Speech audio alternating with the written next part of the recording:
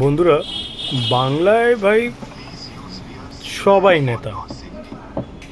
মানে সামান্য যে কেউ থাকুক সবাই একজন নেতা। মানে এমন করে ভাই ভাব, তুমি দেখো এই যে সামনে মানুষটা আসছেন, উনি কুকুরকে খাবার খাওয়াচ্ছেন, নো ইস্যু।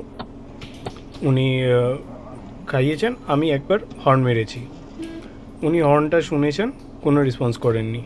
ঠিক আছে, খাওয়াচ্ছে, আমি বললাম সাইড দেবে, আমি আরেকবার হর্ন মারলাম, উনি তাকাচ্ছে আমার দিকে, উনি সরছে না, উনি তাকাচ্ছে জাস্ট।